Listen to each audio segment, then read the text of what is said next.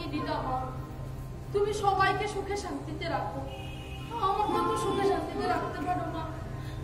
যা চাইবে আমি তাই দেবো মা।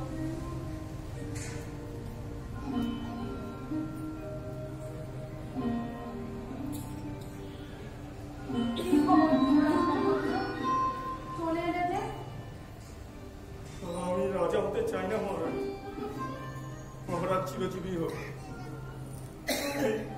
আমি আমার মতো করতে চাই, যুবরাজের মতো। ঠিক আছে, মরো, তাহলে মরো, আর সেটা যত তাড়াতাড়ি হয়। আমি বুঝতে পারছি না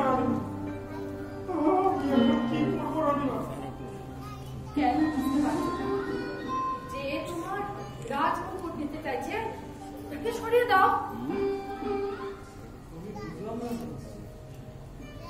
রাজার দপ্তর পুত্র ধ্রুব, রাজার স্নেহে আদরে খুব তাড়াতাড়ি করে বড় হচ্ছে।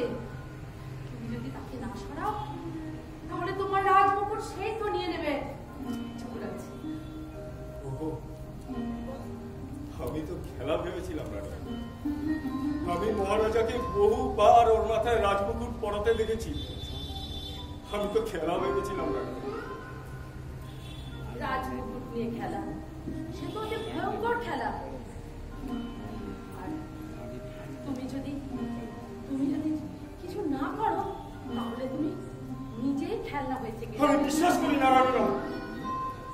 যে রাজ্যে দেবীমা সন্তুষ্ট নন সেই রাজ্যে তুমি কি করে সুরক্ষিত থাকবে? যাও যাও, দেবীমাকে রক্ত দিয়ে পুজো দাও। দেবীমা তো রাজ রক্ত চাই। রাজ রক্ত? কে বললো তোমাকে এই কথা? স্বয়ং তিনি স্বপ্নে দেবীমার আদেশ পেয়েছেন। তাহলে তো ধ্রুবকে মরতেই হবে। যাও যাও, শীঘ্র যাও, ধ্রুবকে নিয়ে গিয়ে দেবীমার কাছে অর্পণ করো।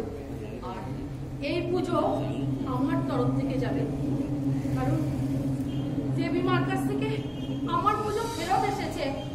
দেবীমাকে বলবে দেবীমা যেন আমাকে